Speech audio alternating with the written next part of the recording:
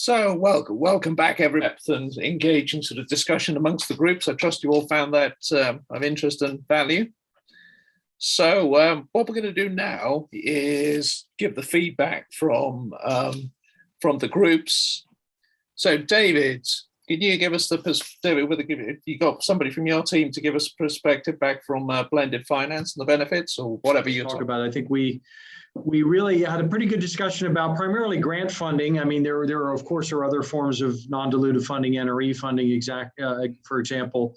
But I think there was a general consensus that grant funding, whether it comes to Innovate UK, something like Horizon 2020 or a European Space Agency, is a very valuable thing for early stage tech businesses.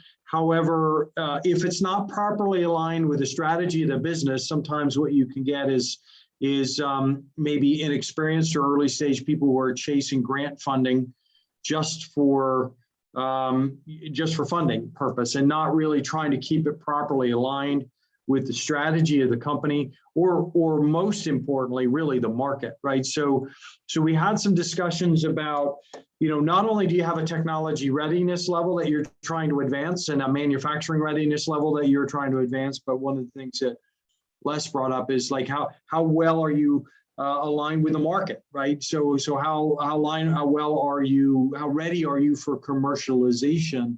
So it's really kind of aligning all those things in parallel as you advance through the technology development in a startup. So again, we kept coming back to strategic alignment as being very, very valuable for a company.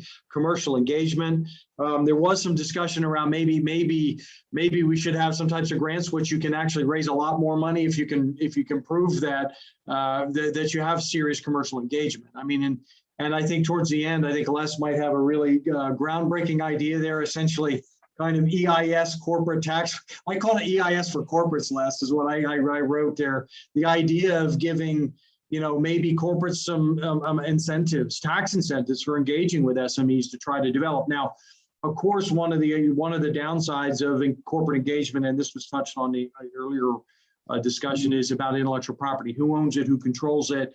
One of the benefits of grant funding is it's pretty clear that the SME owns that. But as you get corporate engagement and corporate involvement, then sometimes they're going to want to have access. So if I missed anything from my group that you guys would want to highlight, please let me know. Other than that, I think we're pretty much there.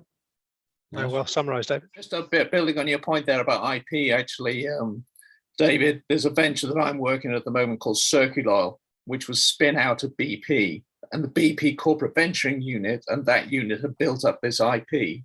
And this is actually going the other way, that they've now spun the patents and the know-how and the relationships with the suppliers into this Circular business that I'm a director of that of. And that's an interesting way of taking it the other way, because of what a lot of you have said about the entrepreneurial drive and the different business model doesn't fit with the corporate, and they're sort of spinning that out. I really want to add to your comment, Andrew. I mean, I've been engaged with corporate deals where they wanted access to the intellectual property or joint ownership, but they never really use it, right? So it's like, okay, you just want it because you want it, but it's a difficult conversation for an SME to have with a big corporate anyway. Good. Thank you very much for the feedback and that from your group. I had quite a wide-ranging discussion about some of the issues around with partnering with corporates, licensing to corporates, and all the rest of it. First off, Dennis, in his role as an angel investor, made the point that when he was looking at companies, he tends to focus on the technology and quality of the entrepreneur ahead of the proposition. This is because, as things develop, the proposition often changes. Depending on what people want from it.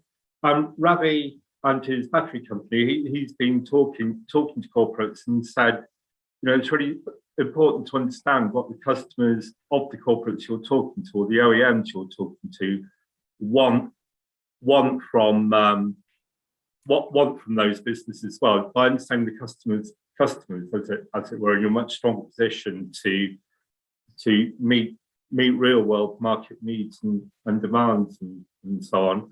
And then there was a brief discussion about, should you go out of the way to build another Merck or Pfizer or something like this? Or are you better off, just licensing to those companies instead? And I think the conclusion from that was it just came pretty much down to the circumstances in which you found yourselves and whether or not you could afford to build another Merck or Pfizer. Okay, so that was it very broadly. Good, thank you for the feedback from that group. So move on now to the corporate venture group. Vanessa, if you could give the feedback from that group, please.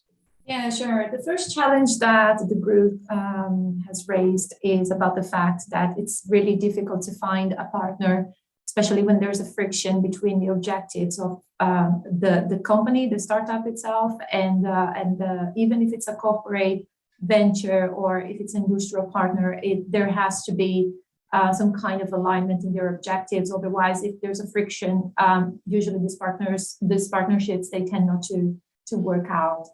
The second challenge that was raised was that the fact that these creators that come from the universities, they tend to be very protective and sometimes kind of jealous of their creations and innovations. We discussed about the possibility of approaching partners and how this could be beneficial for both parts, because these partners, they can actually add knowledge to scale these findings that are in the academic area and transform it into sellable and feasible products. Another thing that we discussed, which was actually brought by Neil, is that approaching partners could show them new possibilities and most of all add knowledge to scale and turn these solutions into a feasible product. That's what I was saying. And then he raised two very important questions when trying to find the perfect partner, which is, first of all, ask if it fits, if the product, the solution fits with the company and the experience and the expertise. And also, is the product definition larger than the product you make? Because sometimes there is a solution that alone is not possible to become a product, but then together with another product or with another problem in the industry can become something bigger and actually possible to become a product. And also corporate venturing is definitely a path to connect great academic ideas to the market, because sometimes you have these great ideas that become papers at the university, but they never become products that can have an impact in people's lives. So corporate venture is definitely an important way to transform these ideas coming from the universities into things that could actually improve people's lives. Corporate venturing should be viewed as a pretty wide structure. We've seen an array of approaches to deal doing. It isn't just about will they write a check, it's about how do you fit within the organization. I thought the Williams example earlier on was a very good example of a non-classical structure, if you like, and we're certainly seeing that elsewhere in the market. Great, I think that was a great sum up there. Thank you all very much. Special thank you to Matt, Zaki, and to Ernie for the key part there, to the facilitators, the note takers, but I think most importantly to all the participants, because it's that questions, the sharing, the discussion, I think, which adds a lot of value to this sort of ecosystem and that here. So thank you all very much.